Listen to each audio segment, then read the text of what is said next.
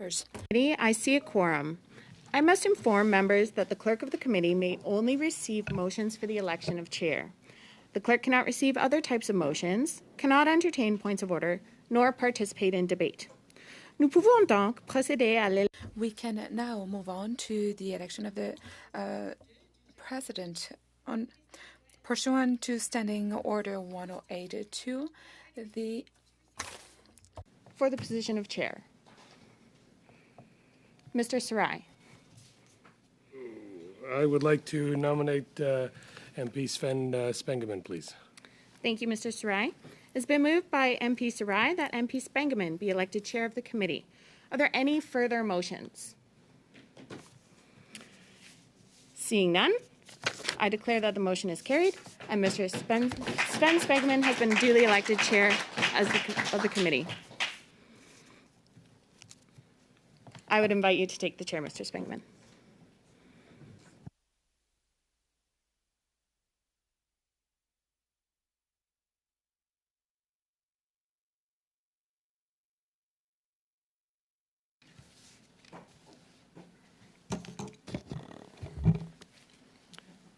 Merci beaucoup, cher. Thank you very much, dear colleagues. First off, thank you very much for your trust. I am honored to serve as your president, as your chair once again. To the next order of business on our agenda, which is to proceed with the election of the vice chairs. Mr. Chung. I would like to nominate Mr. Marty Morantz for the position of vice chair. Okay, there's a nomination on the floor for Mr. Marty Morantz as vice chair from the Conservative Party. Are there any other nominations for vice chair of the official opposition?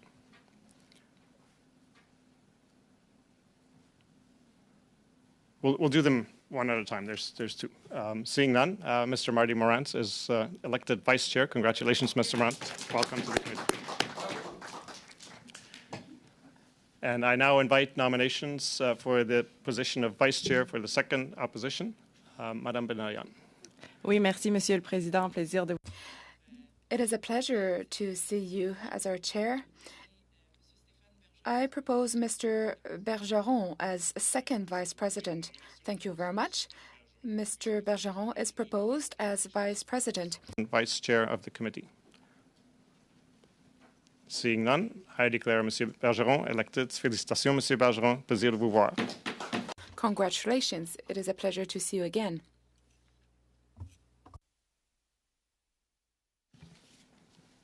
And we will now proceed. 1 second.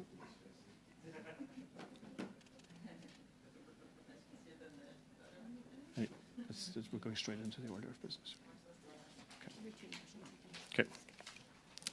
Colleagues, now that we have elected our vice chairs, we are now officially at meeting number 1 of the House of Commons Standing Committee on Foreign Affairs and International Development.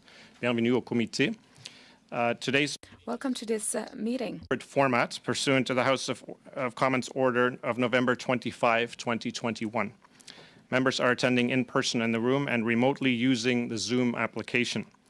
Regarding the speaking list, the committee clerk and I will do the best we can to maintain a consolidated order of speaking for all members, whether participating virtually or in person. I would like to take the opportunity to remind all participants to this meeting that screenshots or taking photos of your screen is not permitted. The proceedings will be made available via the House of Commons website. Given the ongoing pandemic situation and in light of the recommendations from public health authorities, as well as the directive of the Board of Internal Economy of October 19, 2021, to remain healthy and safe, the following is recommended for all those attending the meeting in person. First, anyone with symptoms of COVID-19 should participate by Zoom and not attend the meeting in person. Everyone must maintain a 2-meter physical distancing, whether seated or standing. Everyone must wear a non-medical mask when circulating in the room. It is recommended in the strongest possible terms that members wear their masks at all times, including when seated. Non-medical masks, which provide better clarity over cloth masks, are available in the room. Everyone present must maintain proper hand hygiene by using the hand sanitizer at the room entrance. Committee rooms are cleaned before and after each meeting. To maintain this, everyone is encouraged to clean surfaces such as the desk, chair, and microphone with the provided disinfectant wipes when vacating or taking a seat. As the chair, I'll be enforcing these measures for the duration of the meeting, and I thank members in advance for their cooperation.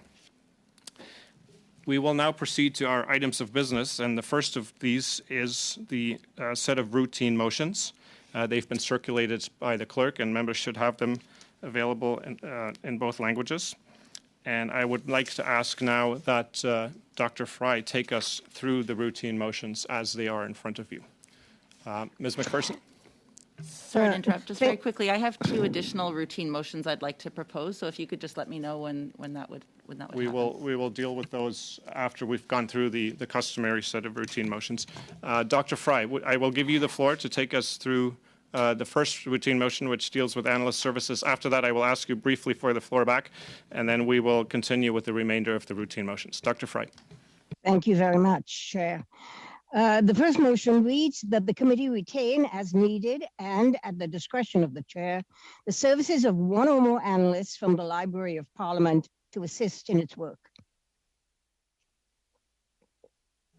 Okay, colleagues have the motion in front of them as proposed by Dr. Fry. Is there any discussion on this first routine motion? Okay, colleagues, seeing none, we've adopted the routine motion on analysts. And now, I would like to take the floor briefly to give the House of Commons team the opportunity to introduce themselves, including the clerk and the analysts. And welcome the committee. Madam Clerk, please, the floor is yours. Thank you, Mr. Chair. My name is Erica Pereira. I am the clerk of the Standing Committee on Foreign Affairs and International Development, and I believe I have worked with each of you in some capacity before, so it is my great pleasure to be here once again. Thank you.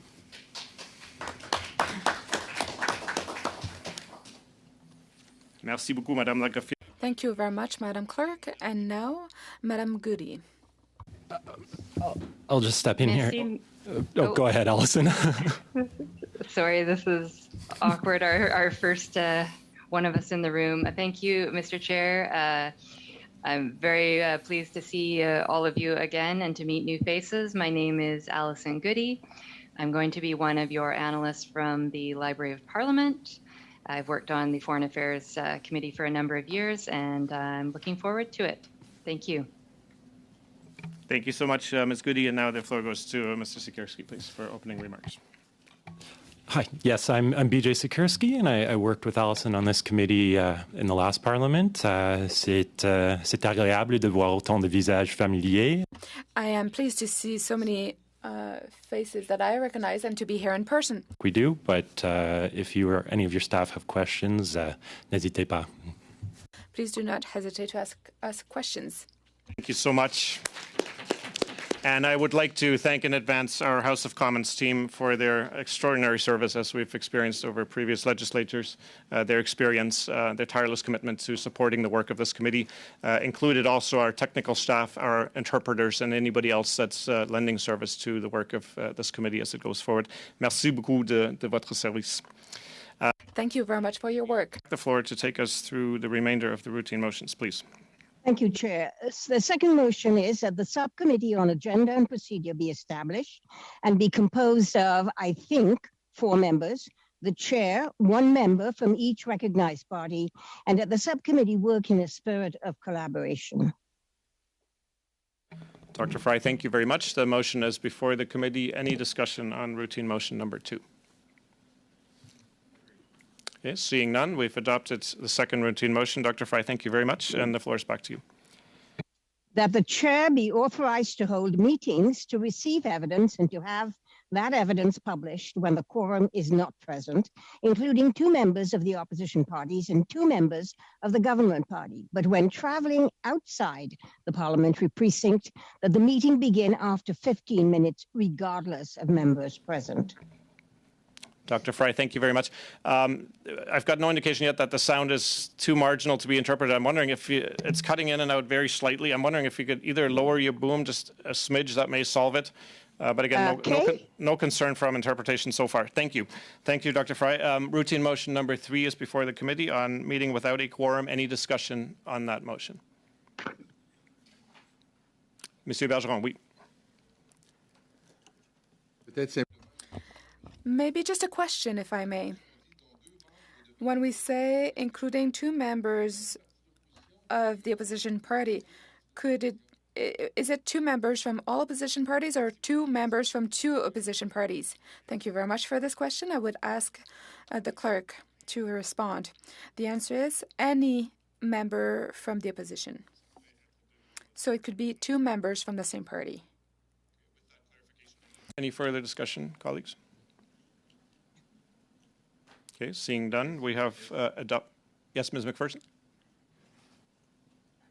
I just need a little bit of clarity as well on that one, because I Sure. thought that there was an agreement amongst the parties that it would be members from 2 different parties were required. 2 different recognized parties. I thought that was the agreement that had been made by the whips? previously. And because we are one of the first committees sitting, perhaps we're not seeing the changes that have been proposed and accepted by the House leaders. Thank you, Ms. McPherson. Mr. Genius. Yes, yeah, so I would just say, we're talking about 2 different things. I think, Ms. McPherson, you're talking about Standing Order 1064, which is when you have 4 members call a meeting. The agreement was that for the use of 1064, it would be at least 2 parties. This is for meetings without quorum, and meetings without quorum, not a lot of risk of, surprises or magic happening at them, because they only can, if I understand this correctly, meetings without quorum is only to receive evidence. You can't have motions moved, or, we can't compel someone to testimony or something. So it's just for the purpose of being able to have a meeting to receive evidence. So I don't think there's much risk of shenanigans if we just pass it as is. Thank you. I think you're correct. That was my misunderstanding. And I also very much appreciate you describing meetings as magic. We will have plenty of opportunities to create magic. Thank you, Ms. McPherson, if that clarifies it. Merci beaucoup. Monsieur Bergeron. Mr. Bergeron. Je ne veux pas. I would not want to delay the adoption of this routine motion. However, I would like to state that when Mr. Ginwis is there, we always have to expect surprises. That being said, I thought that on the basis of collaboration, perhaps we could adopt a friendly amendment here to make sure that we have 2 members of 2 opposition parties to recognize opposition parties. However, if you do not agree with my proposal, I will not insist on it. Thank you very much, Mr. Bergeron. Yes, on the same point, please go ahead. Yes, I thought it was important to get it on the record at a first meeting that I agree with Mr. Genius. I thought that was quite critical. So I want to make sure that everybody, I think his interpretation of that is correct. And I think that this routine motion stands as it is. And we would later on the 1064 understanding that we would need representatives of at least 2 parties would be appropriate. I think that the motion as it stands is the right one for now. And so would urge we just pass that one and move through the motions. Thank you, Mr. Oliphant. Maybe a quick question to our clerk with respect to Monsieur Bergeron's point. Opposition parties in the set of motions as we have them, are they already defined as recognized opposition parties? Okay. Est-ce que ça vous va, Monsieur Bergeron? C'est déjà défini. Do you agree, Mr. Bergeron? We've already started that it is an official opposition party. Well, as I said, if my friendly amendment is not supported, I will not insist. And I see that the unfriendly proposal comes from Mr. Oliphant and not from the other parties, and so I will not insist. I will stop here. Okay, I take it we take this this motion as adopted as well, with the discussion in mind. Dr. Fry, please, for routine motion number 4. Number 4, that witnesses be given 5 minutes for their opening statement, that whenever possible, witnesses provide the committee with their opening statement 72 hours in advance, that at the discretion of the chair during the questioning of witnesses, there be allocated 6 minutes for the first questioner of each party as follows for the first round: Conservative Party, Liberal Party, Bloc Québécois, New Democratic Party. For the second and subsequent rounds, the order and time for questioning be as follows: Conservative Party, 5 minutes, Liberal Party, 5 minutes, Bloc Québécois, 2.5 minutes, New Democratic Party, 2.5 minutes, Conservative Party, 5 minutes, Liberal Party, 5 minutes. Okay, thank you very much, Dr. Fry. That motion is in front of the committee. Any discussion on routine motion number 4? Okay, seeing none, we've adopted that motion as well. Dr. Fry, back to you for number 5. This, that only the clerk of the committee be authorized to distribute documents to members of the committee, provided the documents are in both official languages and that the witnesses be advised accordingly. Thank you very much, Dr. Fry. Discussion. Okay, seeing none, we've adopted routine motion number 5. Back to you, Dr. Fry. That the clerk of the committee, at the discretion of the chair, be authorized to make the necessary arrangements to provide working meals for the committee and its subcommittees. Thank you very much, Dr. Fry. There's resounding support for the motion, I believe. I bet. Any discussion, any amendments? Okay, thank you very much, colleagues. We've adopted the routine motion on working meals. Next, Dr. Fry.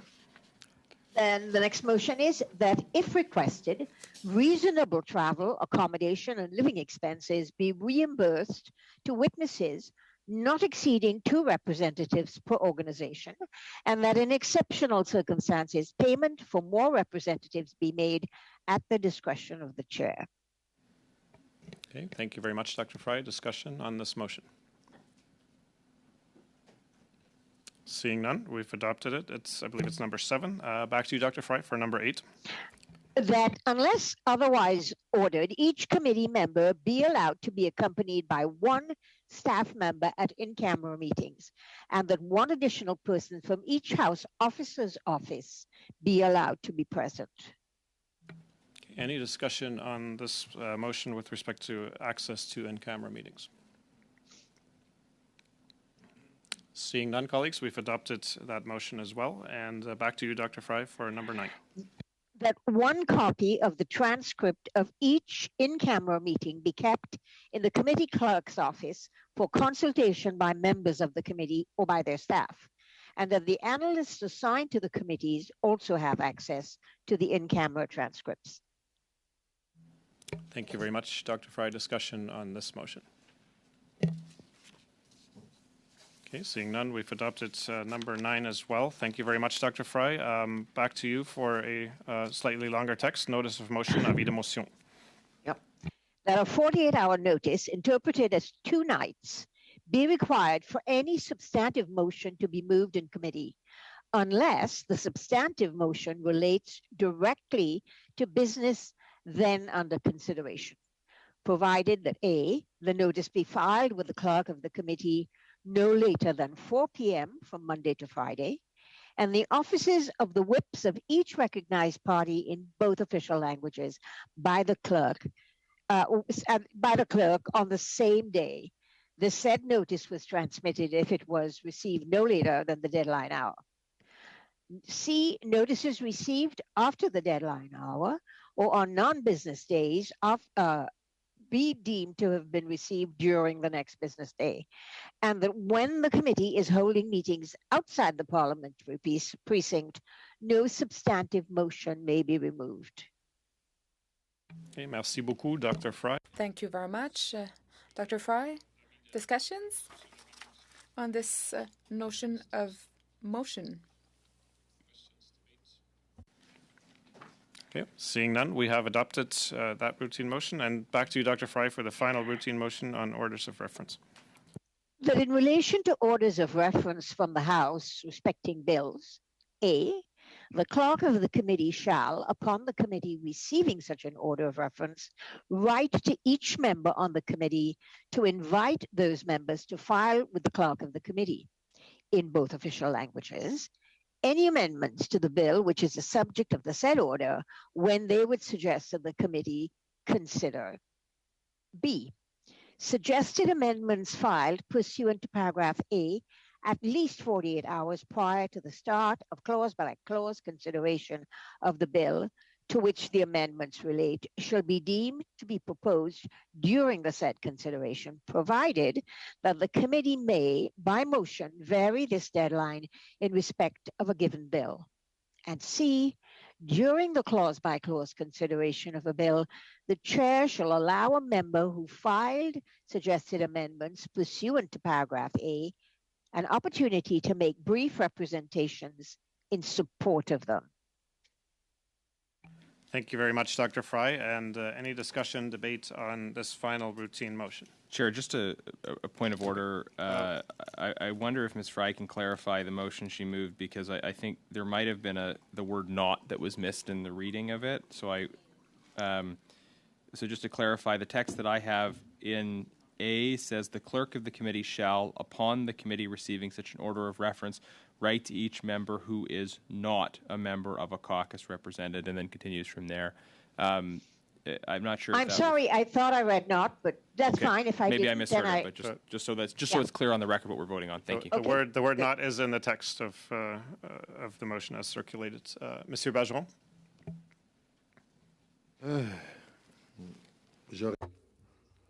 Well, I would like to have some clarification on the following matter. Do I understand from this routine motion that it would be impossible to table any motion for amendment while we are studying clause by clause?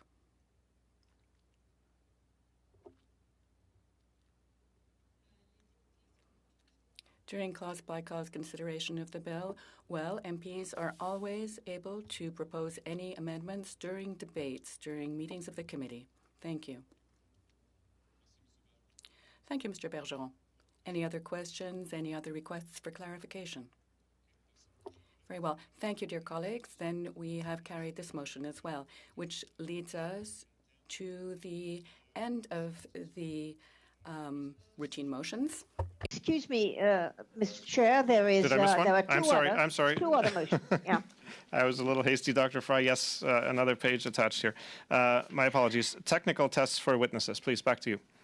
That the clerk inform each witness who is to appear before the committee that the House Administration Support Team must conduct technical tests to check the connectivity and the equipment used to ensure the best possible sound quality, and that the chair advise the committee at the start of each meeting of any witness who did not perform the required technical tests. Thank you very much, Dr. Fry. Mr. Chair, this is an important motion. Mr. Chair, point of order. Yes, Mr. Morales. On my list, I have several others that come up before the technical test for witnesses. No? Gifts, televising, webcasting, subcommittee on international human rights, and then technical tests. I don't have that one in front of me. We don't have that. Maybe we're looking at different documents. Do I have the wrong list? 1 second. And then linguistic review. Sorry, just a point of order. I mean, we can move whatever motions we like, and I think they are on my list as well. But we can maybe adopt the technical test motion, and then we can move the other motions, That's and if we can discuss them at that point. Yes, that might be the most expedient way to do it. In my document, I have 2 additional ones, but I've just been shown a document that has others on gifts and on televising and on the subcommittee. So let's go through, if that's okay with members, go through the ones that Dr. Fry has in front of her, which includes the technical tests and the linguistic review, and then pick up the additional ones.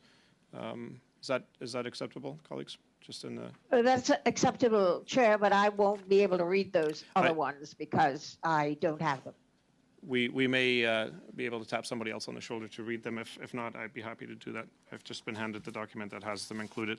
On the technical test, colleagues, this is an important motion because we had some questions and issues in the previous Parliament on exactly that point, and I think this question aims to address them. Question to you is whether it does so sufficiently. Monsieur Bergeron, la parole à vous. Je vous remercie, Monsieur le Président.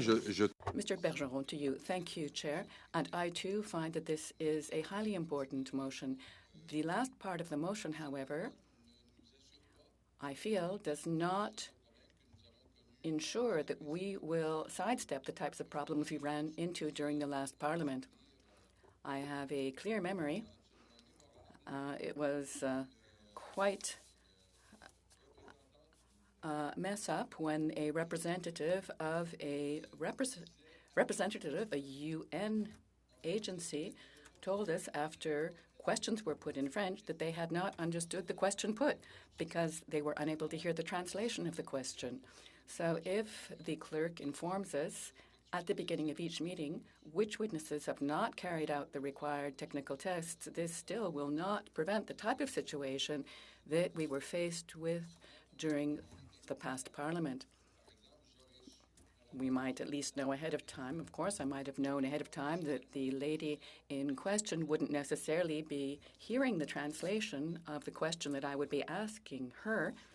In that case, I only learned this after I had put the question. She hadn't understood a word of what I'd asked. So at least this way, I would know that she wouldn't understand anything of the question I would put. But would this help us really, this method of proceeding, this approach? Thank you, Mr. Bergeron. There are two challenges then. We have the challenge regarding interpretation, and we have the sound quality challenge. Which may be a different technical issue, but also the quality of sound which precludes interpretation from taking place in the first place if the headset is not... Permettez, Monsieur le Président, la même question se pose. Si la greffière nous indique à l'avance qu'avec... Allow me, if the witness tells us ahead of time that a certain witness hasn't been able to carry out the required technical tests, this still doesn't ensure that the quality of sound will remain optimal and be interpretable throughout the meeting. So, other than informing us that nothing is necessarily optimal, well, nothing's really solved, you see. Well understood, Mr. Bergeron. Have you any amendments you would like to make? Well, I'm not sure. Perhaps the clerk has something to say to what I've just brought up. Thing would be that we sound check somebody 2 days ahead of time, send them the headset, make sure everything is checked and activated. That may not be realistic in every circumstance. Madam Clerk, what options do we have to address that issue ahead of the meeting that's scheduled? Mr. Chair, one of the things that I could do is I could also check on the kind of equipment that they are using. My understanding is that the lack of interpretation had to do more with older equipment, not able to properly run the Zoom interpretation on it. Specifically, older iPads had that issue. We're well aware of that issue now, so we can definitely inform witnesses that they would need to use specific equipment to have an optimal experience with the committee. And then in terms of informing the committee, it would be up to the committee members to decide what they would like to do at that point. If they would like to submit questions in writing or try it anyways and hope for the best, that would kind of be up to the committee members. Thank you very much, Madam Clerk, and that's helpful. Chair, yes. Chair, excuse me. If I may be permitted, I recall one very embarrassing time in our last Parliament when we did not know that the person who said they were who they were was who they were.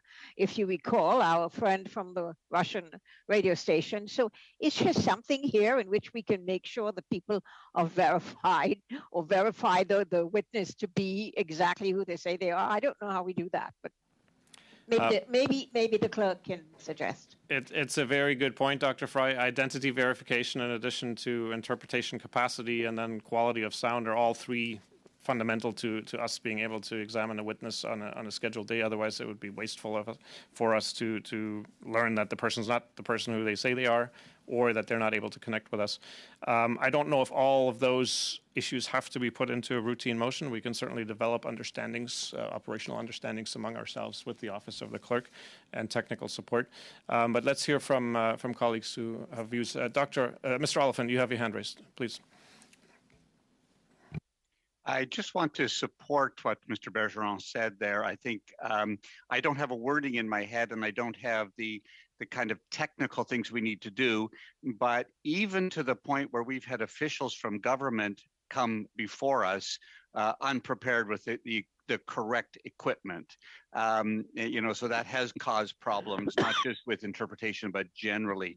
So I am wondering whether we could take the routine motion, but then ask the clerk to come up with a working principle, as you were just suggested, that she could bring to us at a future meeting, just so we have it as a working principle, because life happens and things get messy, and we want to work it out. But I want to support Mr. Bergeron, and B, just kind of want the clerk to listen to this and maybe come back with a reasoned out approach to this, so that, and every committee is going to have the same problem. So maybe this is another discussion that the House needs to have, because we simply can't have meetings where either officials or outside witnesses aren't prepared to deal with it. But I also know that sometimes we're dealing with international witnesses from places that don't have the equipment we have, and we're just going to have to figure this out.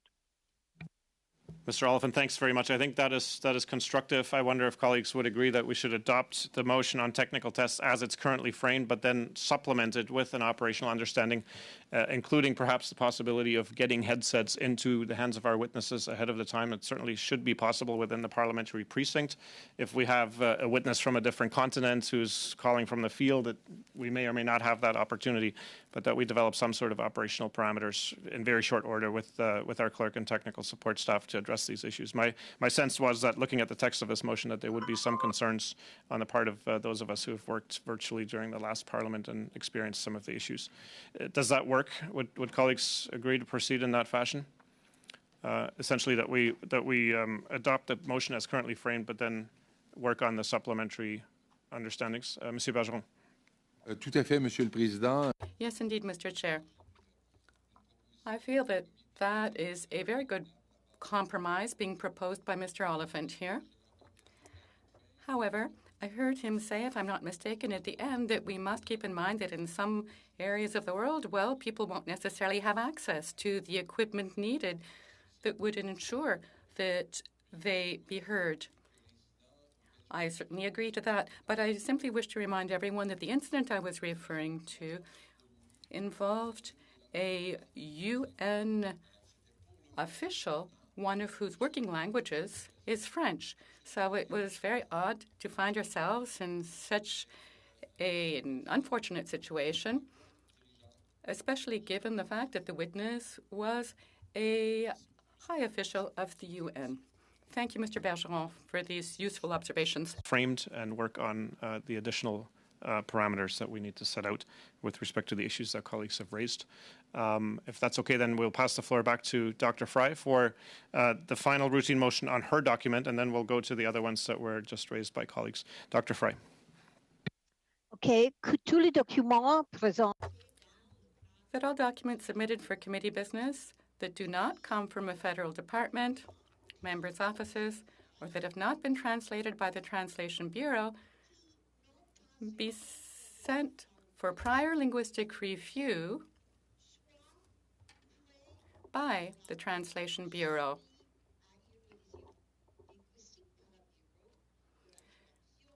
Before being distributed to members.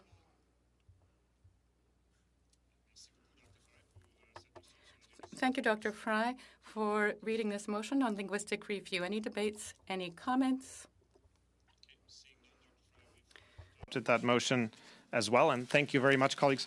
Before we go to the additional motions that were raised by colleagues, Dr. Fry, if I could take you back to routine motion number 2. This is just a clarification with respect to the number of members. Let me just reread that motion and make sure that it corresponds to our collective understanding that we approved the right number. This is on the subcommittee on agenda and procedure.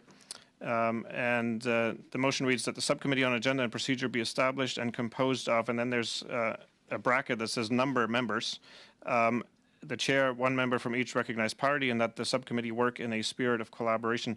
My understanding, Dr. Fry, is that in your original reading of this, you said 4 members, not 5?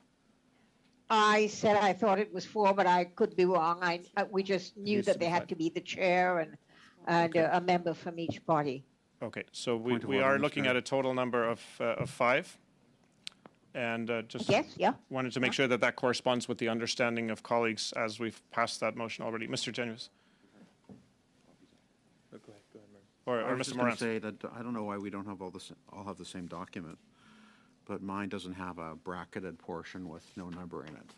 Mine says composed of 5 members. Okay, and So it's for somehow that we all- reason. Thank you, Mr. Morans. Yeah. We are working from, Okay. with apologies, from 2 different sets of documents, Okay. and thank you for clarifying. I just wanted to make sure that every member of the committee had the understanding that it is indeed 5 members. Just to clarify, though. Yes, thank you. Thank you very much. Okay, we now have a set of additional motions, and beyond the ones that we have just accepted. And Mr. Morans or Mr. Genuis, if you'd like, why don't I ask one of you to just introduce those? I have them in front of me as well. I'm happy to do it, but if you'd like to present them, please go ahead.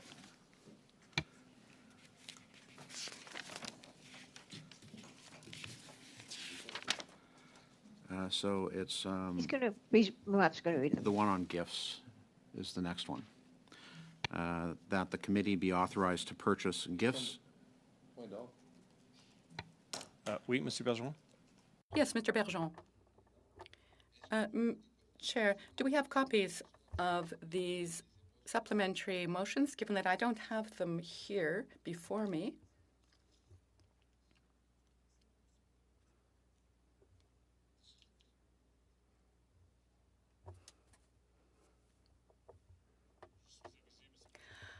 I've been advised, Mr. Bergeron, that the clerk will recirculate them immediately. Thank you.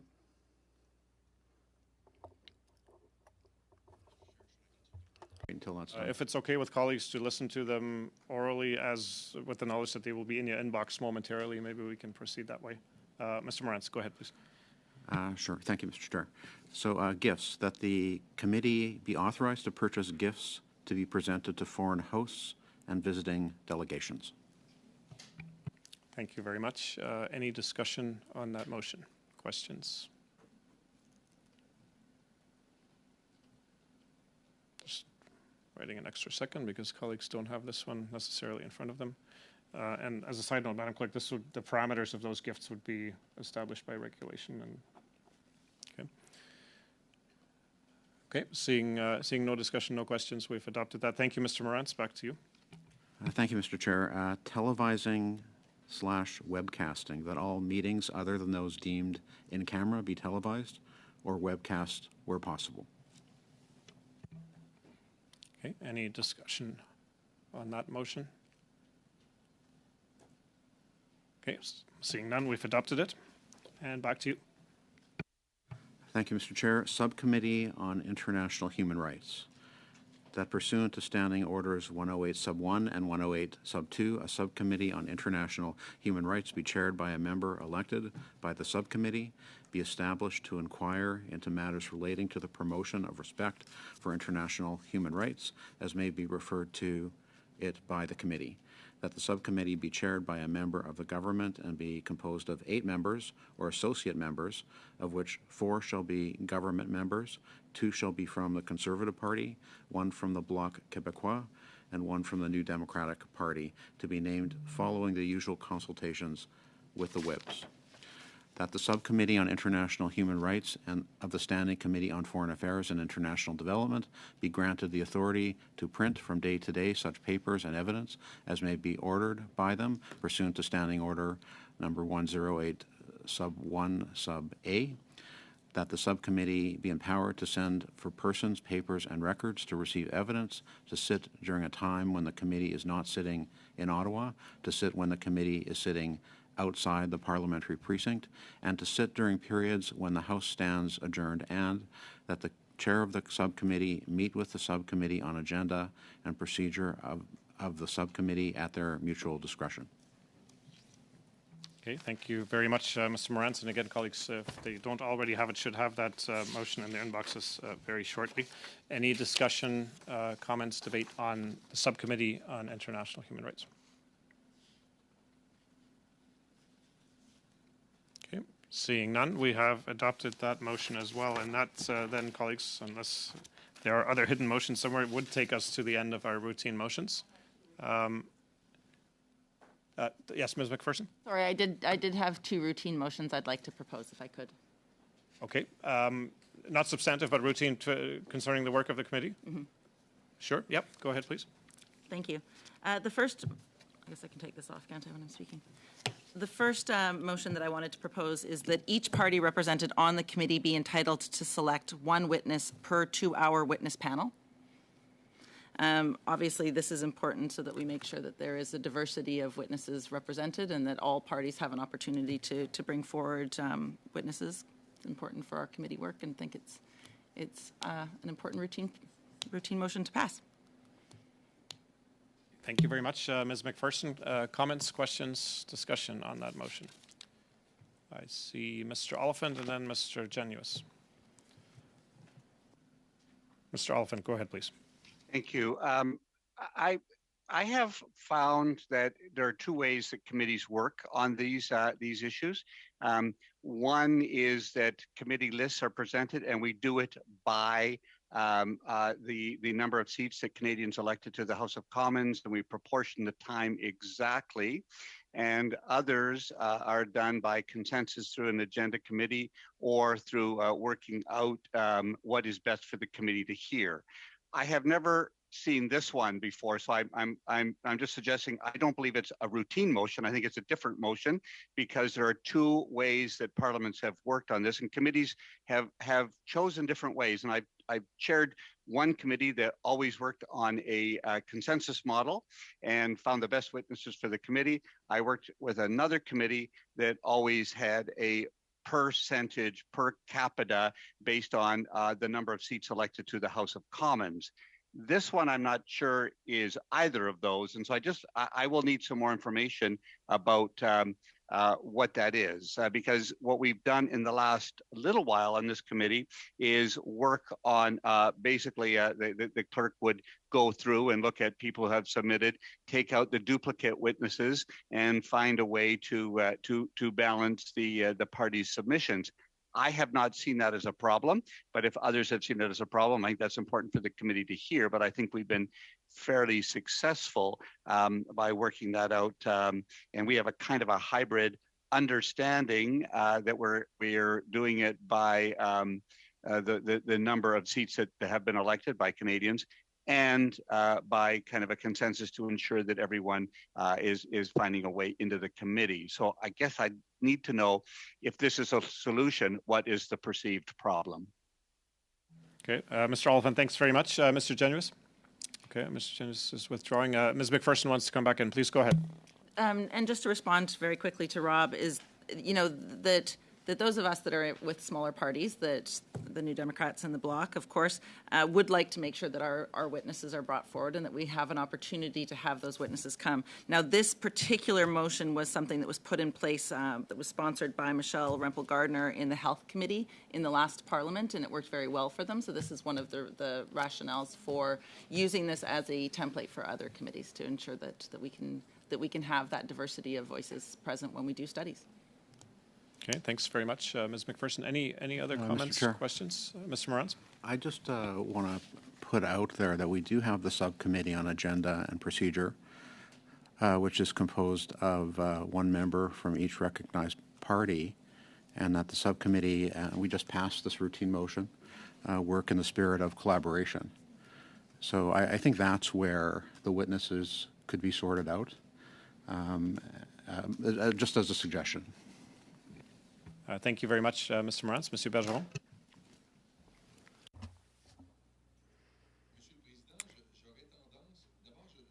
Chair, I understand the concerns as conveyed by our colleague, Ms. McPherson. I understand her reasoning. And first, I would have the tendency to support that kind of motion. However, what I fear is that, well, maybe, this quote in French where we say that to try to do better sometimes, and when we try to do better, sometimes we do worse. By trying to improve things, sometimes we do not succeed. So if, for example, for a 2-hour panel. If I manage to convince my colleagues that the 3 witnesses that I wanted to hear are useful for the committee, I would not want to be penalized by this motion that would state that the bloc can only suggest 1 witness.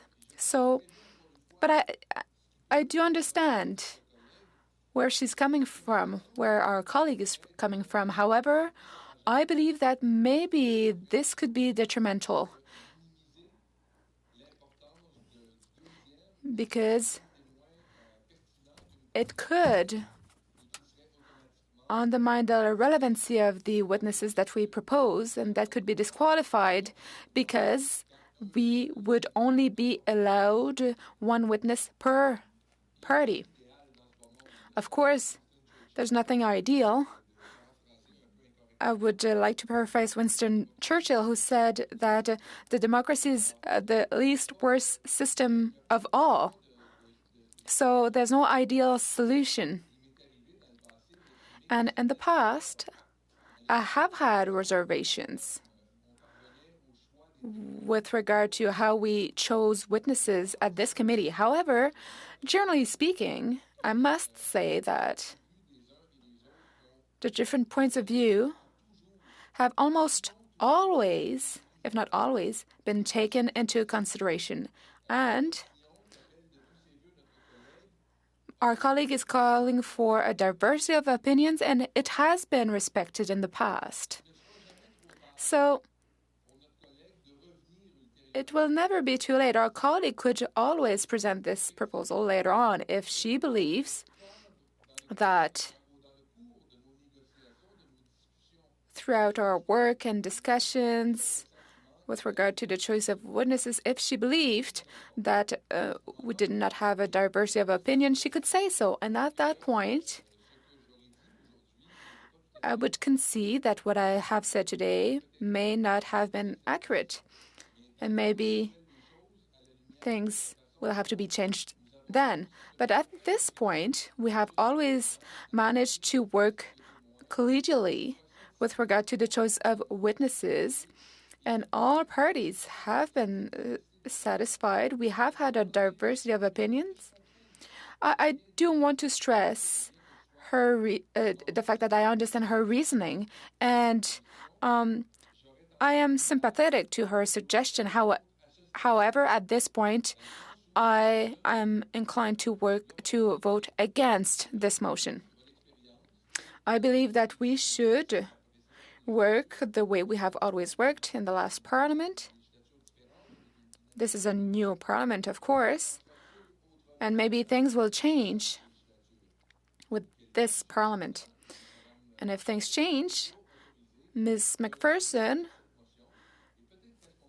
will be allowed to present her motion again, and maybe at that point, I would be willing to support it. However, given the way we have worked in the last parliament, I believe that the proposal she's making may be a bit premature, because I do not believe, and many of us were here in the last parliament, were sitting at this committee, I believe that no party was penalized, and we have heard a diversity of opinions. I don't believe any party has felt that their witnesses could not be heard. Thank you very much, Mr. Bergeron. For the committee to say, okay, well, we've heard your motion. It's important. It's a potential backstop that we may resurrect in week 1 if we hit the skids, but may not have to at all. Okay. Is that something that sort of fits with what?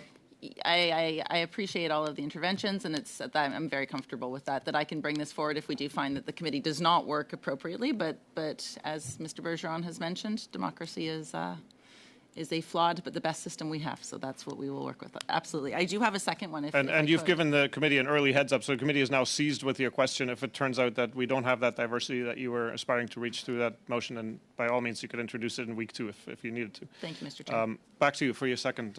And for the second motion, the motion that I'd like to bring forward is that the committee may meet in camera only for the following purposes. A, to consider a draft report. B, to to attend briefings concerning national security, C, to consider lists of witnesses, D, for any other reason with the unanimous consent of the committee. That all votes taken in camera, with the exception of votes regarding the consideration of draft reports, be recorded in the minutes of proceedings, including how each member voted when recorded votes are requested, and that any motion to sit in camera is debatable and amendable. And I know we do have a motion similar to that in our standing that we've already approved. This is just a little bit more clarity for it. Thank you very much. Questions, discussion on this motion? Do colleagues have the motion in front of them? I emailed it. The text of the motion? Yes? Any discussion, any debate?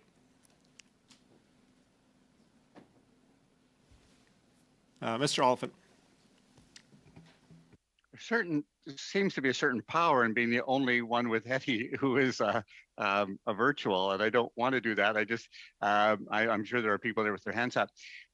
My concern on this is that the standing orders have been developed over many years, many parliaments, in a way that leaves some flexibility on this.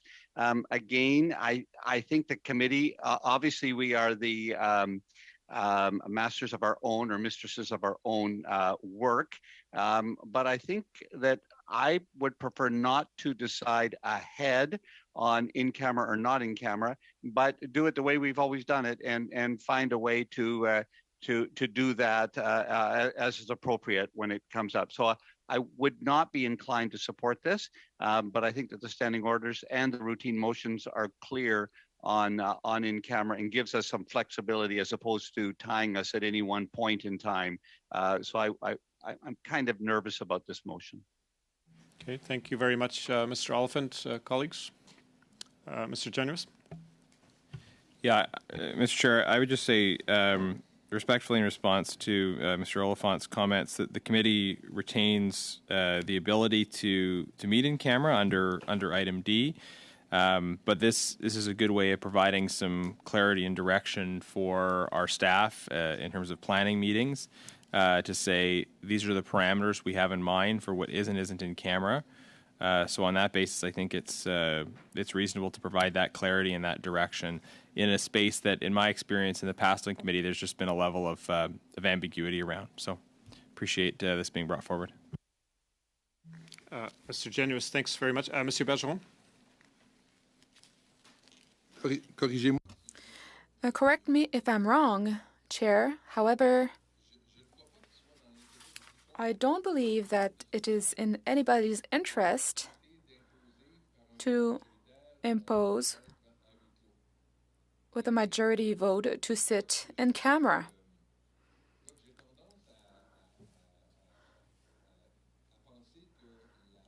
I tend to think that our colleague's proposal is a bit superfluous because as things stand,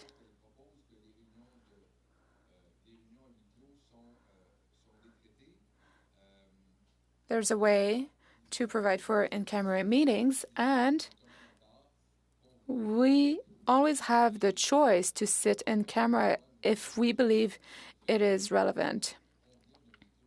So I think we must sit in camera with a unanimous decision and not a majority. So I believe that this proposal may be superfluous because it deals with how the committee works. However, it may be a good thing to confirm the procedures as they stand. So I would tend to support my colleague's motion. Mr. Morans? Thank you, Mr. Chair. I have a couple of concerns with this motion.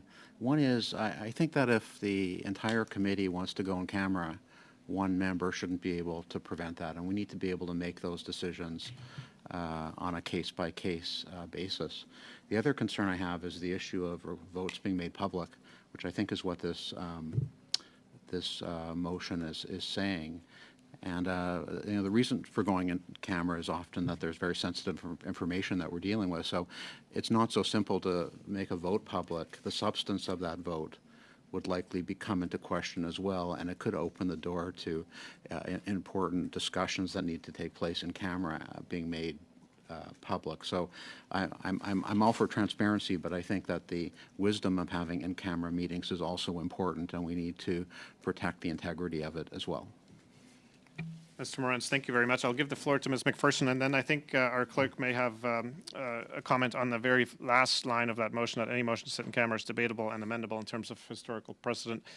Ms. McPherson, you first, please. Thank you. And I just want to let my colleagues know that as much as I anticipate that this committee will work extremely well together, that has not always been the case in committees that I have sat on. And this just gives us a little bit of a little more clarity, a little bit more in terms of the ability to control when, for example, the government may try to move in camera to avoid difficult conversations, which we have seen in the past. That has happened in the past. And so, you know, this for me gives us a little bit more information, a little bit more ability to be a very, very responsive, transparent committee. So while I expect that it won't be necessary, I think it doesn't hurt to have it in place to protect us in the event that it does become necessary.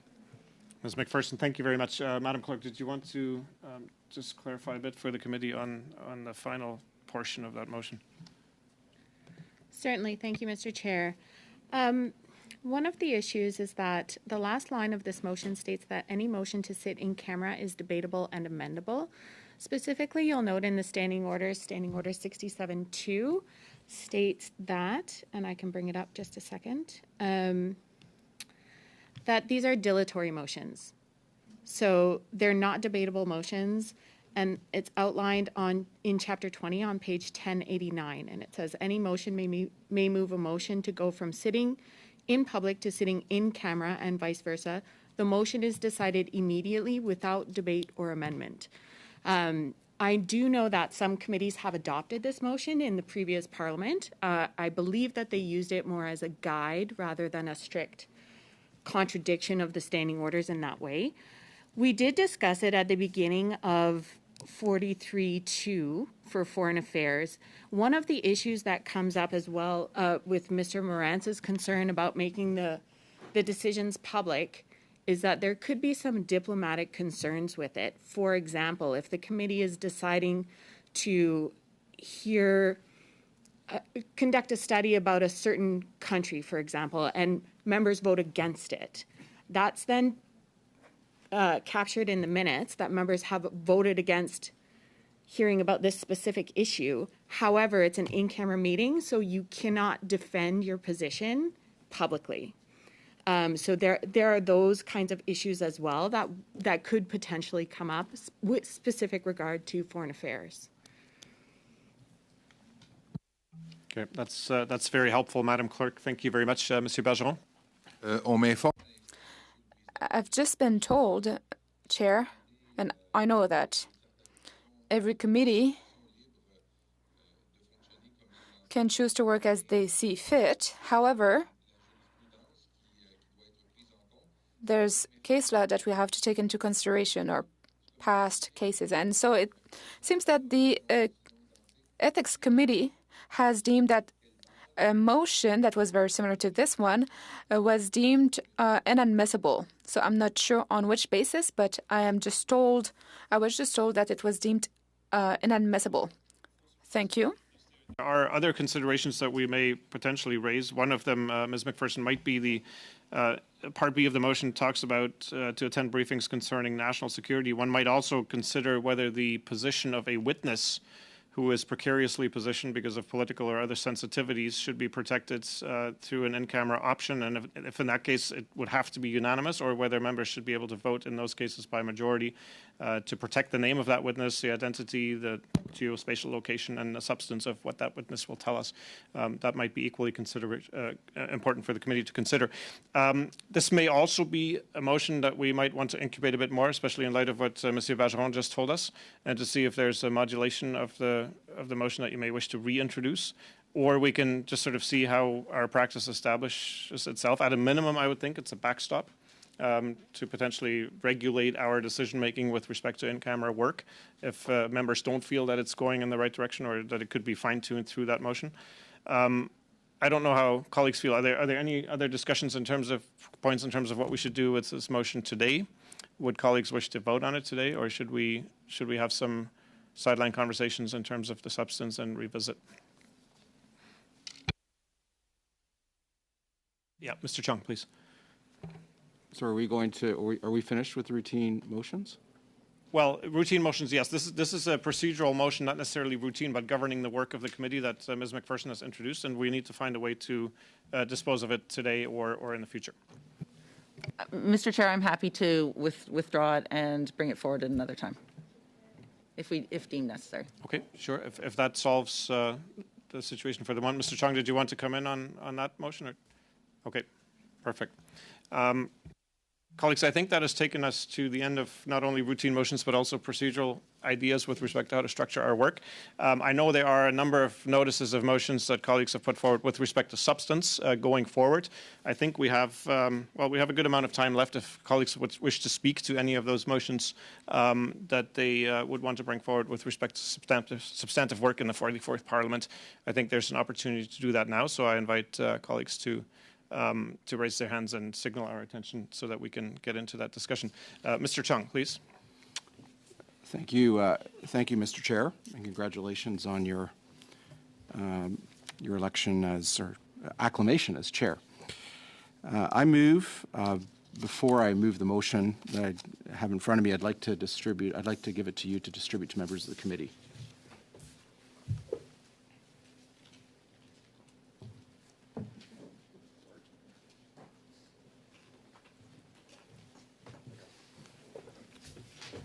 The motion is in both official languages. Okay, thank you, Mr. Chung. It's being circulated as we speak, and if you wish, you can... Would you like me to read it into the record, or is the paper copy sufficient, Mr. Chair? It's rather lengthy, I understand. If you wish to start speaking to it, sure. You can certainly do that. I won't read it into the record since members have a paper copy of it. I'll just speak to it briefly that the motion calls for the government to deposit with the law clerk and parliamentary council in both official languages within 1 week of the adoption of this motion the documents concerning the Winnipeg, the breaches at the government's Winnipeg lab. We have put in place measures in this motion to ensure the safeguarding of national security.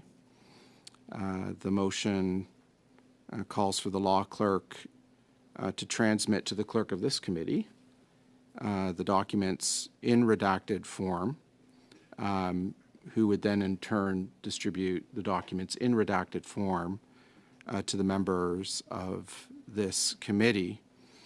And then we would meet with the law clerk, who would tell us whether or not he is satisfied with the redactions proposed by the government of Canada. And if the clerk is not so satisfied, that a report be tabled in the House by yourself, Mr. Chair, indicating such. So it's a very it's a motion that takes into account concerns about national security. It allows the government to propose redactions while at the same time respecting the right of Parliament to get information from the government. And so I'll finish there, and I hope members of the committee will support the motion. Thank you. Thank you very much, Mr. Chung. Discussion? Monsieur Bergeron.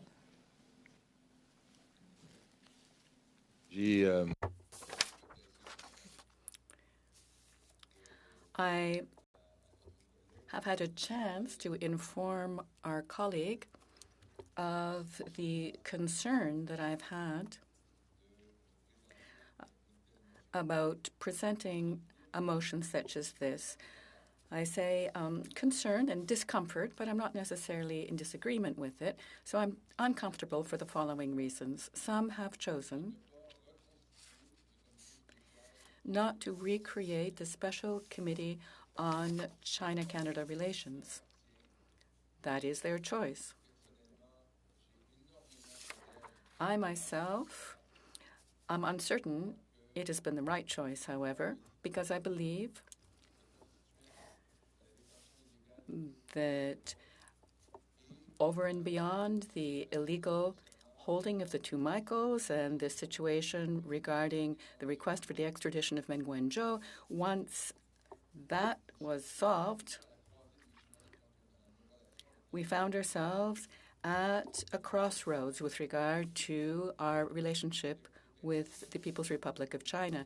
So I think that our choices now carry even more weight than they might have in the past. Well, others have made choices different than I would have. I have been concerned as well because although we have chosen not to recreate the Special Committee on Canada-China relations, we may have wished to see the Foreign Affairs and International Development Committee carry out some of the work that might have been carried out by a Special Committee on Canada-China relations. So I wonder whether that will be carried out, and I'm worried about it. Another matter, if this committee had been restruck, I would have submitted to the members of it that one of the greatest challenges that the West is likely to face in the upcoming months is the possible invasion of Taiwan by the People's Republic of China. Should that take place, we will have a Gordian knot to cut. We will be required to decide whether we will be risking the lives of our sons and daughters in a conflict that we would very likely lose in any case. Merely to defend our values, well, indeed to defend our values, or whether we would just abandon to their sad fate our Taiwanese allies. I think that to avoid any situation that anyone might want to turn into a political football down the line, and I hope no one feels that I'm referring to Afghanistan here, but I do think that this new situation really requires that we address it far ahead of time to ensure that we not be taken by surprise when things actually occur. Therefore, I have some suggestions, Mr. Chair.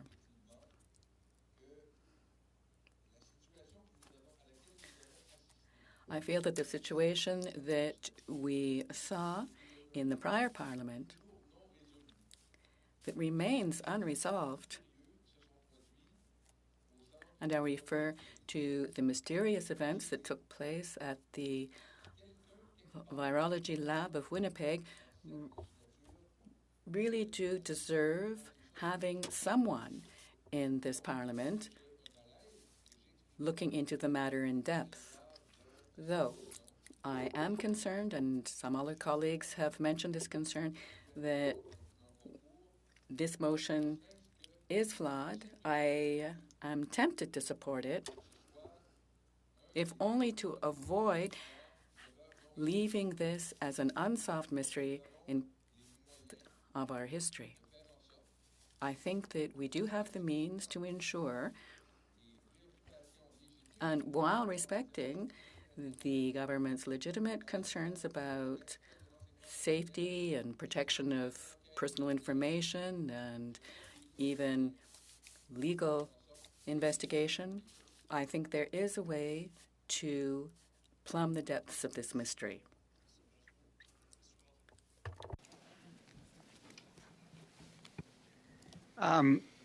Thank you. And just following up on Mr. Bergeron, I think that, that was news to me that there's not going to be a Canada-China Special Committee. I mean, I'm maybe outside those discussions, and that may be a negotiation happening among parties that I'm not in. So I don't know that. I'm not even sure it hasn't happened. I'm not sure how we know something hasn't happened, because it just hasn't been brought up yet. But maybe I'm outside the loop on that one, which is fine. My bigger concern, and I'm not opposed to us doing work on the Canada-China relationship in this committee. I think that was my argument in the last Parliament when that special committee was set up, that we are the Foreign Affairs Committee, and it is a good place to discuss all our relationships. My concern is that we find a procedure to address all the possible work in a way that that looks at the world, because right now we have a critical issue in Ukraine. We have issues going on in Africa and Ethiopia. We have a number of issues that are really quite timely that I think Canadians want us to discuss. And I think that it would be very appropriate to find a way to have input from all the parties, from the Bloc, from the NDP, from the Liberals and the Conservatives, get those motions into the subcommittee on agenda, and have the subcommittee on agenda present a proposal for this committee to deal with as a whole, with respect to what we do, when, and how we do it. And it's not to preclude that we wouldn't do China right away if there is no special committee, but it also doesn't tie us if there is a special committee on China. So I know that on the government side, there are 4 or 5 motions that are not yet submitted as notices of motion. We can obviously put in motions today when we're in a business meeting, but to be thoughtful and fair and to look at our work in an orderly way, I would like us to consider that we set a date by which all notices of motion should be in, and not precluding that there are ways to we've just passed routine motions about those motions, but so that we could set up a kind of a first tranche of topics, have the agenda committee meet on them, set some priorities based on input from all the parties, come back to a meeting of this committee to then make a decision whether or not they accept the report of the subcommittee. I may need some help from the clerk on what an appropriate timeline would be to make sure we get a good set of motions in, because the motions from previous parliaments are no longer available. They're gone, but we would want to make sure that every member has a chance to put in some motions, so we don't jump over the goodwill of any member of the committee because we decide to study something right away today. So I'm prepared to make a motion on that if that's deemed in order, but I think we have a motion on the floor from Mr. Chong, so I'm not quite sure how we would do that, because I don't want to defeat that motion. I think that we may want to support it, but I also think that, to be fair to the committee, we should be looking at everything, or at least 5 or 6 things, to decide what we'd want to do first, second, third, and fourth. So we need a little bit of help from the clerk on 2 things: how we can dispose of that motion in a way that is within the standing orders, and how we can keep it available for discussion at the subcommittee along with other issues, and what would be an appropriate timeline for us to work with to make sure every member of the committee, regardless of how big their party is heard on this issue. Mr. Oliphant, thanks very much. I have Mr. Chong, Ms. McPherson, and then Madame Bandayan on the list. But why don't we go to our clerk just before I pass the floor to Mr. Chong, just to give us a few thoughts on timing and the way to deal with the motions, including the one that's currently in front of us. Thank you, Mr. Chair. It would really be up to the committee to decide what their timeline would be.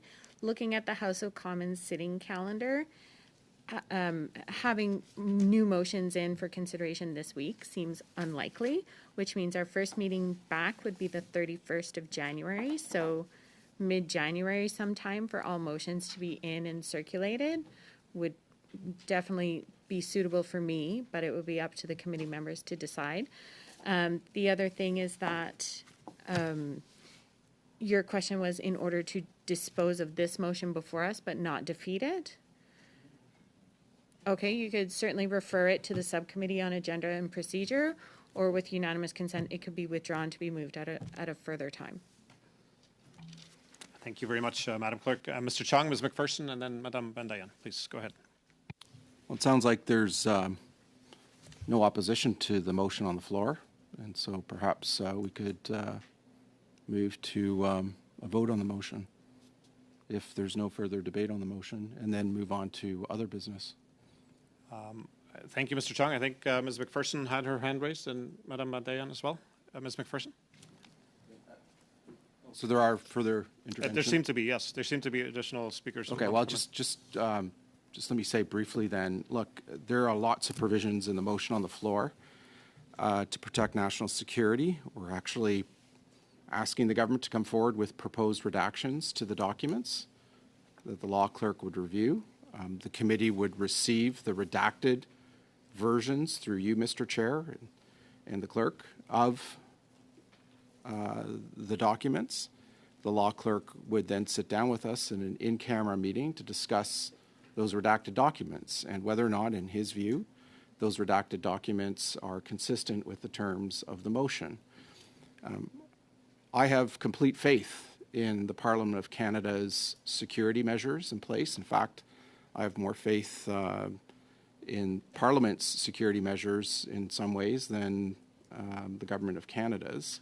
I note over the weekend an email that we all received about security breaches in information technology systems that took place in the Government of Canada's systems, but not in the Parliament of Canada's systems, which I think speaks to the quality of the professionals that we have working here on Parliament Hill. So I think it's a very, the provisions that we put place in the motion are very responsible.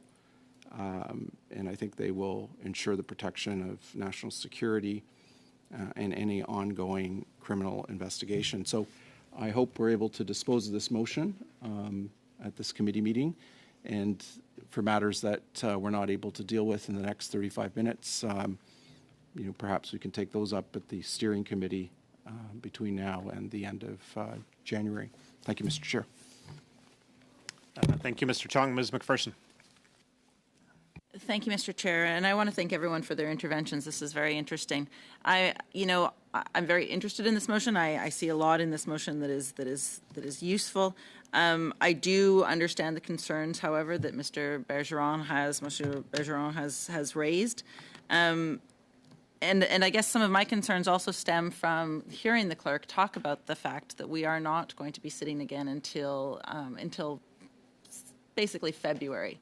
So knowing that this committee has not sat since June and now will not sit again until February is quite worrying for me. Of course, there are things happening in this world that need our attention urgently. Some of those have been outlined. Some other ones that I would like to move motions on today are things around vaccine equity and the importance of dealing with how Canada has responded to COVAX and how we are working with countries around the world to ensure vaccine equity is happening. What is happening in Ukraine is deeply troubling and I think requires parliamentary study. That said, what I would like to suggest is if we do want to have more time to examine this, is that perhaps this committee could agree to have a meeting next week. I know it is not a traditional sitting week, but we do have the ability to sit next week to develop a plan, to develop what our strategies are, so that the clerk and the team that is supporting us can use the month of January to line up our work and we can hit the ground running. Because as disappointed as I am that we are going to go from June until February without the Foreign Affairs Committee of the Parliament of Canada sitting, I do think this would be a compromise. We would have some time. We would be able to pass some of the motions before us, and we would be able to have a work plan in place for February when we reconvene, or the 31st of January, I suppose. Thank you, Mr. Chair. Thank you very much, Madame McPherson. Madame Bandayan, I think you had your hand up, yes? Oui, merci, Monsieur le Président. Yes, thank you, Chair. I wish to pick up on Mr. Bergeron's comments, which I find of the highest interest. I wonder if he has any further information, much as my colleague Rob Oliphant requested as well, because it is true. We do not know whether a special committee on Canada-China relations will be struck and created in this Parliament. It seems to have been a matter that has already been discussed. It hasn't been discussed in the opposition parties. I would like to see our committee continue studying the China question And I agree with Mr. Bergeron that there are some very important issues that we must discuss, not merely mentioned here in this motion, but Xinjiang, Tibet, Hong Kong, and Taiwan, yes. We have a number of options, if I can put it that way. And what we see here in the motion is only a short list, I feel, of what must be discussed in the context of Canada-China relations. But given that we have just created a subcommittee this morning, perhaps our subcommittee could study this matter in the days to come and come back to us with a suggestion. I know that we have a number of possible motions for studies that we can take into consideration. Thank you, Mr. Bandayan. Dr. Fry, you have the floor. Thank you, Chair. Look, I understand that the substance of Mr. Chong's motion. I think it's an important one. However, we just passed on routine motions something that said that a 48-hour notice interpreted as 2 nights be required for any substantive motion to be moved in committee. I did not receive this in both languages with 48 hours notice. I also think that, as Mr. Oliphant pointed out, there are many of us who have motions. I think to vote on this current motion right now presumes that this motion must take precedence automatically over everybody else's. I think we have a subcommittee that we set up that's going to look at all of this. I think we should follow procedure, follow the process, and get that committee to look at motions given the 48 hours notice, given the timelines that we heard from the clerk. I think it's fair, and it's only fair and reasonable for us to do that. So I move that we do not vote on this motion, actually. I would not like us to vote on it right now. Dr. Fry, thanks very much. I've got Mr. Isasi and then Mr. Chung. No, on a point of order, Mr. Chair. Okay. I believe my motion is in order. Perhaps you could rule as to whether or not it is in order. Thank you, Mr. Chair. It was received in committee business, so from that perspective, yes, it's in order. Thank you, Mr. Chair. Mr. Isasi, puis Monsieur Bergeron. Thank you, Mr. Chair. First off, allow me to congratulate you as well on being selected as the chair of this committee. Let me say that I am new to this committee, unlike many of you, and that I very much look forward to working with each and every single one of you. Now, with respect to some of the issues that actually have been raised, the first issue that I'd like to touch on is that this committee will not be meeting until February, and that is something Ms. McPherson brought up. Yes, I share her frustration. I think all of us would like to roll up our sleeves and get to work, but I think it's important to highlight that this is not specific to the Foreign Affairs Committee. It is actually something that all of our committees are working through. The second issue I wanted to comment on is I think I'm somewhat surprised by the motion that has been brought in. I had a motion myself. I'm sure other colleagues here did as well. And on that particular point, allow me to say this. As an observer to this Foreign Affairs Committee in the past, I think it was important that members actually act in a collegial manner. That is what Canadians expect of us, that on issues that are as significant and as important as foreign affairs and international development and national security, that they see each and every single one of us working together. In my opinion, just all of a sudden coming up with this motion is not necessarily in that spirit. In the sense that each of us have a number of different priorities that we would like to focus on, and there should be a better process to make sure that the agenda of this committee reflects the issues that are of concern to most of us. So I would be very much in favor of the process or the modality that has been identified by Mr. Oliphant, that we should take all of the motions, including the one that has been tabled by Mr. Chong, and refer it to the subcommittee so we can make sure that that all of us continue to work together, continue to focus on those issues that matter. And let me also say this. I agree that the China-Canada relationship is an important one. It's one that Canadians from coast to coast to coast care about. So it's not about substance here that I have any misgivings. It's just about working out a routine that works for all of us. Lastly, if I could also comment on an issue raised by Mr. Bergeron. He did say that we have to plumb the depths of this mystery, which is part of the substance of what Mr. Chong has tabled here.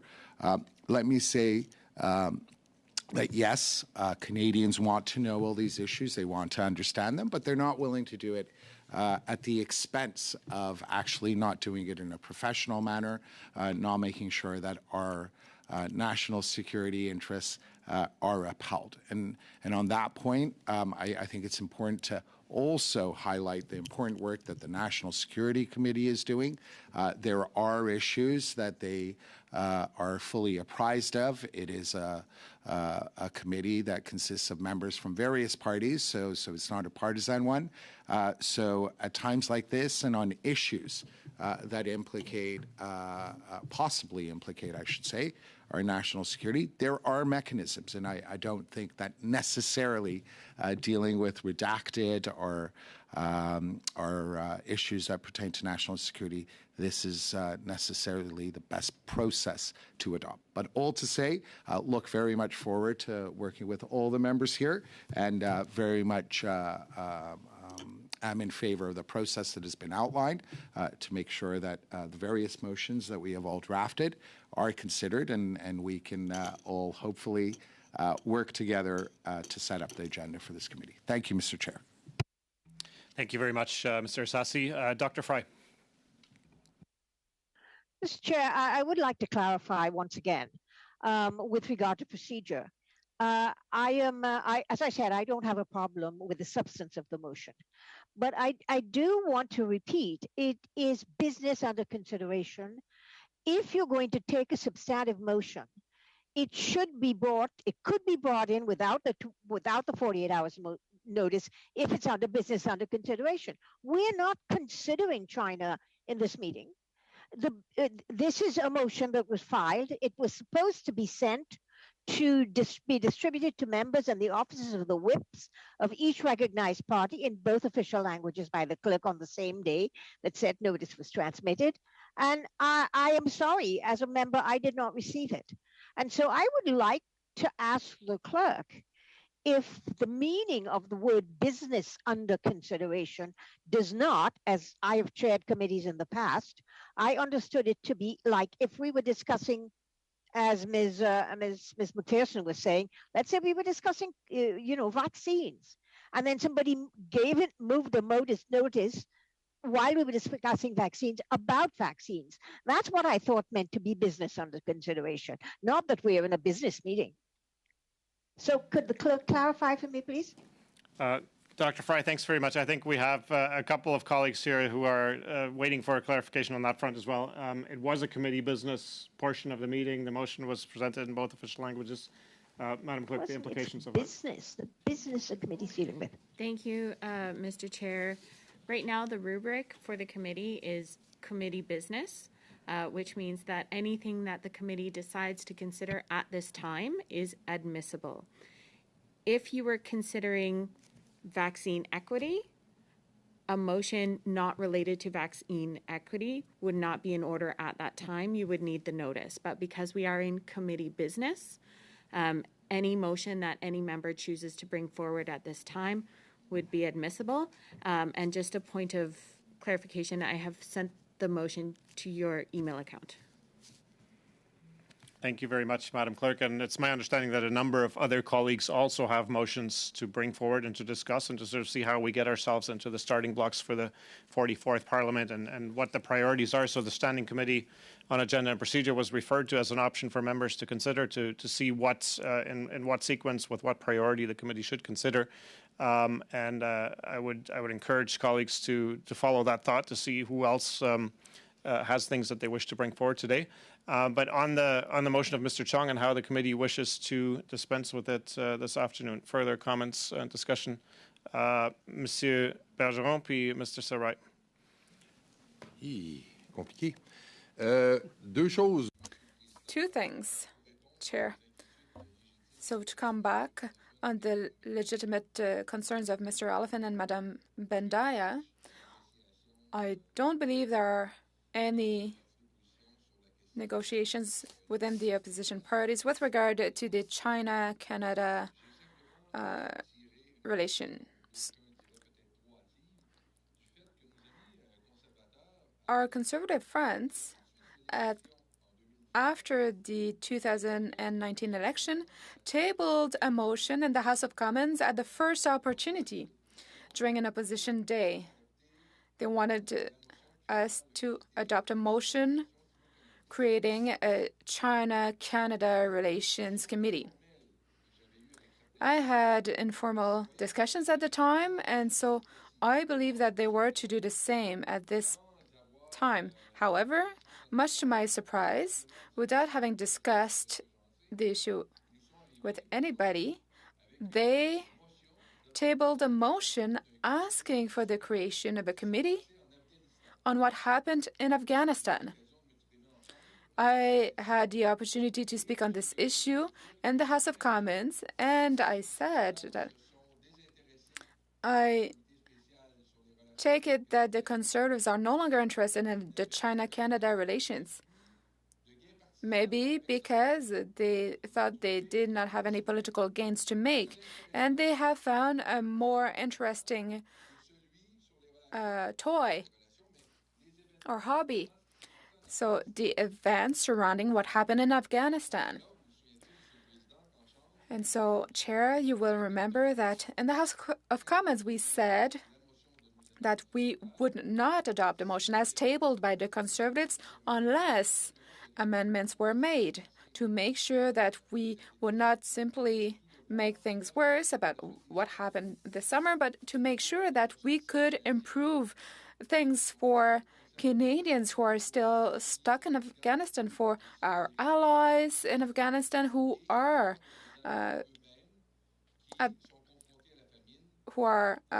risking death, and where girls and women are dealing, and once again, with an Islamic government. That being said, Chair, I believe that our Conservative friends were not as interested to struck a China-Canada committee. So unless our Liberal friends say that they have the intention to do so, I thought that that committee would not be struck this time around. So that's all I had to say. But if one of you has the intention to struck the China-Canada committee again, please say so. Then we would know what to expect. But there seems to be no intention in this regard, and so I imagine that that committee will not be struck this time around. And I believe that Mr. Chong's motion, tabled this morning, shows that Conservatives do not have the intention to strike the Canada-China Relations Committee, because they want this committee to take on this topic. So I have no hopes. If our Liberal friends have the intention to strike such a committee once again, please say so. Otherwise, I don't believe that committee will be struck again. I would ask our Liberal friends to stop making us believe that that committee may be struck again. Now, with regard to the motion per se, Mr. Chair, to be honest, I believe that all motions by all political parties should be tabled at the subcommittee and be debated at that subcommittee, as is the procedure. But here, you deem this motion to be admissible, and I don't believe that Mr. Chong, I do believe he intends us on voting on this motion, but I was under the impression that we were to all table our motions at the subcommittee, and we would. When we studied vulnerabilities under COVID-19, we looked at all motions by all parties, and at the time, I said to Mr. Chong, I said that I was concerned about Taiwan. So, of course, if we were to vote on that motion only, my motion will come second place. So I am not particularly enthusiastic about that way of doing things. But you stated that Mr. Chong's motion was admissible, and I believe that he wants us to vote on this motion, and I don't see how we will avoid voting on his motion today. Thank you, Mr. Bergeron. Mr. Soraya, Ms. McPherson, and Ms. Fry. Mr. Soraya.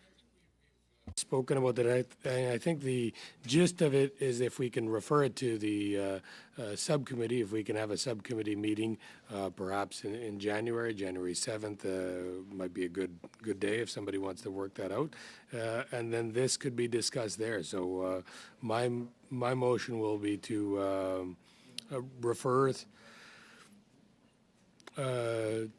this to the subcommittee, and in the interim, I move that the debate be now adjourned. Thank you very much, Mr. Sarai. I don't think that's a motion that's in order. There's still debate on Mr. Chong's motion that needs to continue. It's in order.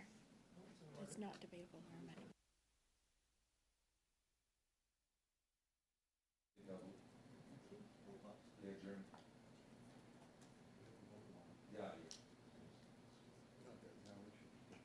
My apologies, Mr. Sarai. No, the motion is in order.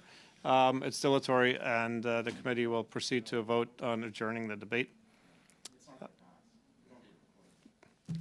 Madam Clerk, could you take us through the vote, please? Thank you.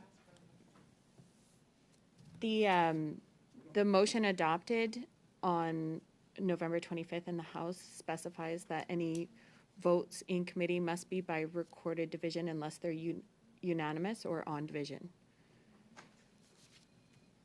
May I proceed, Mr. Chair? Yes, please. The motion is that the debate be now adjourned. Ms. Van Duyn? I support the motion. Mr. Assassi? I support. Dr. Fry? I support. Mr. Oliphant? Yes, agree. Yes. Mr. Sarai? Yes. Mr. Chong?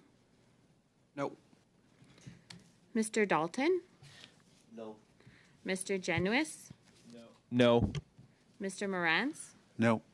Monsieur Bergeron? No. Ms. McPherson? No. Mr. Chair, that is 5 in favor and 6 against. Okay, motion's defeated. Thank you, Mr. Sarai. We will go back to the speakers list that we had in place, and that goes to Mr. Oliphant.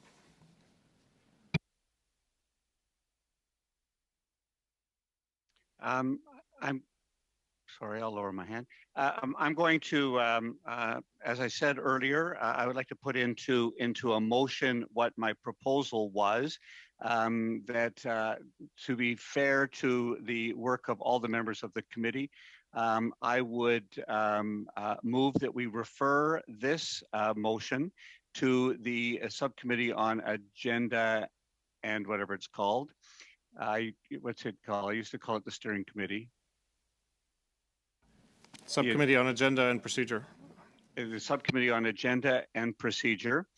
And further, a request that members, that committee meet in the month of January at the call of its chair, and that it consider all motions that are given that have been received by the clerk prior to that, but suggest that a date of, say, January 7th would be helpful, and that committee be prepared to, the subcommittee be prepared to report with a proposed work plan to the committee at its first meeting, which is also either at the call of the chair. There's no reason that our committee can't meet before the House comes back. It can meet at the call of the chair at any time, or we have given under Section 1064 the ability of any two parties with 4 members total can call the committee back. But I would hope that it can meet prior to us losing too much more time. So that's my motion. I'm sorry it's not written out, but in essence, it's a motion that we refer this motion to the Subcommittee on Agenda and Procedure, that we ask the Subcommittee on Agenda and Procedure to review it with all other motions that have been received with a suggested date of January 7th for them to be considered in the month of January, to report at the first meeting of this committee, which is at the call of the chair or under Section 1064 at the request of any 4 members, not necessarily only when the House resumes. Mr. Oliphant, thank you very much. And I see some hands going up. Merci, Monsieur Oliphant. Je vois des mains levées. Question de procédure. Est-ce que vous diriez qu'il s'agit d'une modification à apporter à la motion de Monsieur Chung? Il faudrait que cela prenne cette forme afin que nous puissions en traiter. Du fait que la motion de M. Chung est toujours, nous en sommes toujours saisis, toujours devant nous, est-ce que vous modifiez cette motion en demandant que le sous-comité du programme reçoive cette motion, qu'on le lui renvoie? Allez-y, M. Oliphant. Appel au règlement. The English button tab pushed on. So I would have understood the French, but I couldn't understand the French and the English at the same time. Okay, let's just give that a second to see if we can fix the interpretation, the technical question. Is it working now as it should? Yes?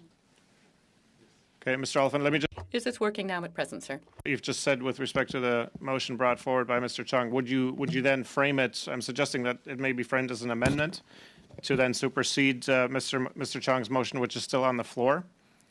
I read it as a parallel motion, but it would have to technically be amended, be an amendment to Mr. Chung's. That would be, yes. I think there are 2 different ways to do referrals, but that is one, and I am happy to make that amendment to Mr. Chung's motion to then refer it. And it's quite lengthy because I'm trying, the goal of it is to put it into a context of a body of work that should be considered fairly. Okay. Point of order. Thank you, Mr. Oliphant. Mr. Chung? Point of order, Mr. Chair. Can we have a ruling on whether or not the amendment is in order? It seems categorically different than the motion on the floor in front of us. Well, I think it preserves the substance of your motion. It just says this is, instead of for the committee to consider it now, he would propose to give it to the subcommittee on agenda and procedure. It would still be an amendment to your motion. Mr. Chair, if the amendment is adopted, then we have a motion that's been amended. And then we vote on the motion as amended. But they seem incongruous to me. The motion would seem incongruous to me if it were to be amended by the amendment proposed by Mr. Oliphant. Okay. Let's hear on the same point, Ms. McPherson. Thank you, Mr. Chair. I would just like to propose a sub-amendment to Mr. Oliphant's amendment, which I'm not sure if I can do, considering the point of order that's been brought forward by Mr. Chung. But I would propose that that the subcommittee does have to deal with this issue before December 17th, before I'm getting my weeks, just before the December 23rd break. I'd like to see this happen next week. That would be my recommendation. because of the urgency of the matter and because it has been so long since we have sat as a committee. Pushing it back is inappropriate at this time. Thank you, Ms. McPherson. Mr. Chung, let me ask you this then, just informally. Would you be supportive of the thrust of Mr. Oliphant's quote-unquote amendment in addition to what Ms. McPherson just said? Mr. Chair, may I suggest that we proceed in the following fashion?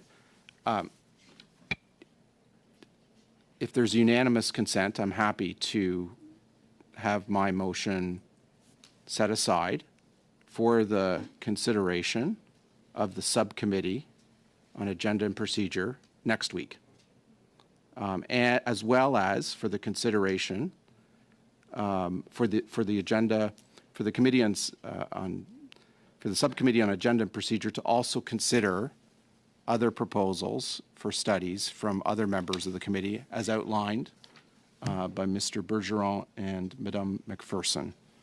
And so I'd be willing to proceed on that basis. So if there's unanimous consent that the subcommittee meet next week to deal with this motion that I've moved in front of the committee right now, as well as the proposals from Madame McPherson, Monsieur Bergeron, as well as any other member of the committee, I would be willing to proceed in that fashion. Thank you very much, Mr. Chung. Let me just, before making some procedural points that were just given by the clerk, let me just canvass the committee generally to see if there would be unanimous consent. I don't see any objections. Now, procedurally, I'm just advised that the proper way to do this is to do two things. First, that your motion, Mr. Chung, be referred to the subcommittee without any conditions attached. And then a second motion, move that the subcommittee meet next week. If that's amenable to committees, then for the record, Mr. Chung, I will give you the floor to make those two motions. I so move, Mr. Chair. Any discussion? Any disagreement? Okay. Colleagues, I think we've landed it in the sense that we are now moving Mr. Chung's motion to the subcommittee along with other motions from members of the committee that will be brought forward. And we support a motion that the subcommittee meet next week with guidance from the clerk in terms of the best timing to make that happen. Monsieur Bergeron. Monsieur le Président, je vais faire comme Monsieur. Mr. Chair, I will do as Mr. Chung has done. I will simply invite our clerk to share the text in both official languages, the text of the three motions that I wish to bring to your attention at present. The first is with regard to a study I would like us to undertake that would require at least 3 meetings on the current situation opposing the People's Republic of China to Taiwan. The second regarding the situation in Haiti. We know that the situation is of the most serious nature. There's information to the effect that the assassination of President Maïs may have been carried out by groups that would have wished to prevent him from sharing the names of people and their illegal activities. And the third, regarding the situation now underway in Ethiopia, more particularly in the Tigray region, where we may be in the middle of one of the most grievous humanitarian crises of recent years. Ms. McPherson. If this is the opportunity to do that, I also had 2 motions that I think have been distributed. Is that correct, clerk? That will be distributed very, very quickly. That I believe have been provided to the clerk in both official languages. The first motion is that the committee undertake a study on global vaccine access at the earliest possible opportunity, and that the study focus on Canada's contribution to COVAX as well as the impacts of intellectual property rights on global access to COVID-19 vaccines, and that the findings are collected and reported to the House, and that pursuant to Standing Order 109, the committee requests the government to take a comprehensive response to the report. And also I'd like to ask the committee to hold at least 2 meetings on the situation unfolding in Ukraine, and that those witnesses include officials from Global Affairs Canada and the Ukraine-Canadian Congress, please. Thank you very much, Ms. McPherson. Any other colleagues wish to bring forward references to motions that they will bring? And as colleagues are contemplating, maybe we could just ask Madam Clerk, what would be, if we're going to meet next week, what would be a good date by which to receive those notices of motions? Okay, we will advise on the dates. Dr. Fry, go ahead. I was just going to speak to a motion that I proposed, but if we're going to send them all to the clerk to be sent on to the committee on the steering committee is what I usually call it, then I will send that off. But one of them is about an issue that is a great concern to me, not only here in Canada, but globally, and that is the violence. It has increased 38% in the last year against women journalists and women politicians, including in British Columbia, where a woman politician was beaten and assaulted on the streets. So it's something very important and very close to home. Thank you. Dr. Fry, thank you very much. And as the clock winds down, Mr. Oliphant, please go ahead. I was just going to clarify to make sure I'm understanding that we can all put in motions in the next couple of days, and that one is not taking precedence of the other, isn't being weighted. It'll be weighted at the subcommittee on agenda procedure, and then a report brought forward to the committee at the appropriate time. I'm just making sure that's in my head. So I've got motions like here, but I'm not going to rush to get them in. I want to make sure that I've got a good wording that will be acceptable to other parties. Would even like to negotiate them a little bit with my colleagues so that we could have winnable motions, but I just don't want to rush. So as long as that's clear, then we'll get motions into the clerk. Mr. Oliphant, thank you. And yes, that matches the expectation of colleagues here. I see heads nodding. If that's agreeable to everybody else, then we will stand by for the timing of the subcommittee meeting next week. And this committee then stands adjourned until our next session at the end of January. Merci beaucoup, chers collègues. Thank you, colleagues. The meeting is adjourned.